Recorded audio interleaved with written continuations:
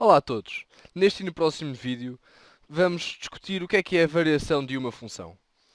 Então, para começar, vamos considerar uma função t definida desta maneira. T de x é o quê? É o número de quilómetros que o nosso carro, que vamos considerar que é um Toyota Yaris, por exemplo, é o número de quilómetros que o nosso carro pode andar com x litros de gasóleo. Ei, enganei-me aqui, este acento está mal. De gasóleo.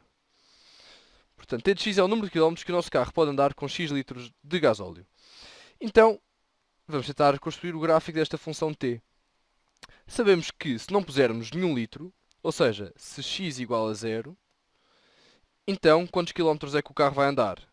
Zero. Logo, t de zero é igual a zero. E vamos agora assumir que o consumo médio do carro é 10 litros por 100 quilómetros. Logo, se o número de litros que nós pusermos for igual a 10, então o carro vai fazer 100 quilómetros. Assim já podemos construir o gráfico da função. Reparem, se o x for igual a 10, se o x for igual a 0, o t de 0 é igual a 0. Logo, o ponto da abscissa 0 e a ordenada 0, a origem do referencial, pertence ao gráfico da função. Da mesma maneira, se x é igual a 10, então t de x é igual a 100. Logo, o ponto da abscissa 10 e a ordenada 100 também pertence ao gráfico da função. Logo, este ponto aqui também pertence ao gráfico da função. E então, como o número de quilómetros é proporcional ao número de litros, certo? Percebemos intuitivamente que o gráfico é uma reta que começa na origem e acaba no ponto 10, 100. Vamos assumir que o domínio da função, vou escrever aqui dt, é igual ao intervalo 0, 10. Pronto. Só estamos interessados em saber entre 0 litros e 10 litros. Se vocês olharem para o gráfico da função, veem que se nós aumentarmos o número de litros que pomos no carro, então o número de quilómetros que podemos fazer também aumenta. Então é por esta razão que se diz que a função t é estritamente crescente. Estritamente crescente. Crescente. Vocês veem que o gráfico da função sobe. É por esta razão que se diz que t é estritamente crescente. Agora podemos generalizar um bocadinho. Se nós considerarmos uma função qualquer, que eu vou desenhar agora o gráfico, desculpem lá, eu vou desenhar agora o gráfico de uma função completamente arbitrária, uma função f, mas vou desenhar o gráfico de uma função crescente, ou seja, que o gráfico sobe, faz uma coisa assim. Isto é uma função f qualquer. Por aqui o y, aqui o x, e aqui uma qualquer a, aqui uma abscissa qualquer a e aqui uma abscissa qualquer b. F é estritamente crescente, significa que quando nós aumentamos o valor da variável independente, neste caso o x, então o valor da variável dependente também aumenta. É isso que isto significa. Ou seja, se nós aumentarmos de A para B, então o f de A tem de ser inferior ao f de B. Uma vez que o f de A está aqui e o f de B está aqui. Reparem que o A é inferior a B, logo o f de A tem de ser inferior a f de B para a função ser uma função crescente. Se o f de B fosse inferior ao f de A, significava que a função não era crescente. Pronto, então, em linguagem matemática, escreve-se se A é inferior a B, então f de A é estritamente inferior a f de b. E isto significa que f é estritamente, desculpem a minha letra, crescente. Agora vamos passar para outro exemplo. Vamos considerar agora uma função s que faz o quê? É definida tal que s de n é o tempo que n empregadas demoram a limpar uma sala. Demoram a limpar uma sala. Pronto. E esse tempo vamos dizer que é dado em minutos. Então, vamos assumir que uma empregada sozinha limpa a sala em 2 horas. Ou seja, S de 1 é igual a 2 horas em minutos, 120 minutos. Ahm, Logo, se nós desenharmos aqui o gráfico da função aqui de lado,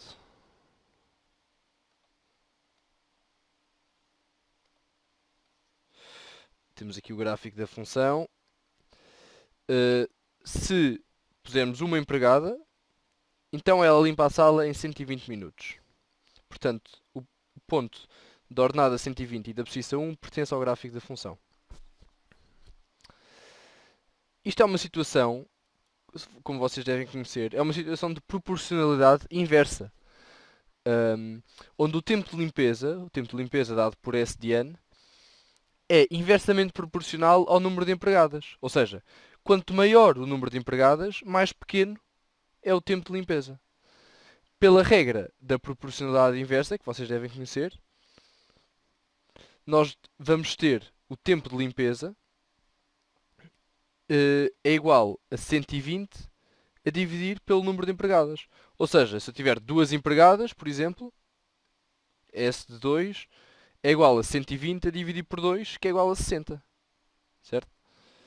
E S de 3, por exemplo, é igual a 120 a dividir por 3, que é igual a 40.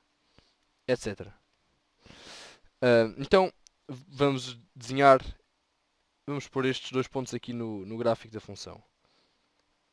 Este é aqui o segundo ponto.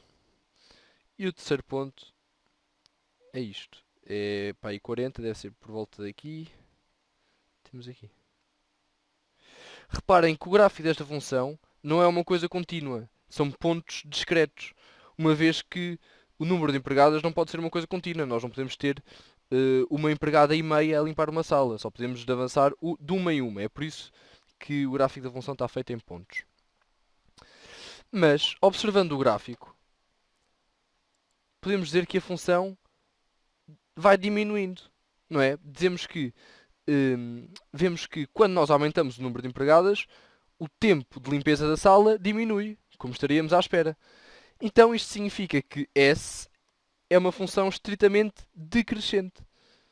Portanto, S é estritamente decrescente. Ou seja, quando nós aumentamos o número de empregadas, o tempo que demora a limpar a sala diminui, tal como estaríamos à espera, certo? Então, isto é um exemplo de uma função estritamente decrescente. Podemos agora também, tal como no outro caso, generalizar. Então, vamos fazer o gráfico de uma função arbitrária estritamente decrescente. Temos aqui o eixo das abscissas e o eixo das ordenadas. E vamos pôr aqui uma função estritamente decrescente. Aqui uma coisa assim simples. Porquê é que esta função é estritamente decrescente aqui neste intervalo? Porque quando nós aumentamos a variável independente, a variável dependente vai para baixo, ou seja, diminui. Neste caso, se nós tivermos aqui um A menor do que um B, e se nós tivermos aqui um f de A e um f de B, então, se uma função é estritamente crescente, como é o caso desta função f, se o a for menor do que o b, então o f de a é maior do que o f de b. Como podem ver aqui, o f de a está em cima do f de b, logo é maior, enquanto que o b é maior do que o a. Isto significa que f é estritamente decrescente.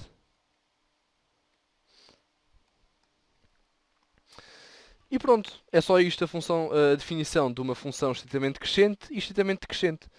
Espero que tenham percebido e até à próxima.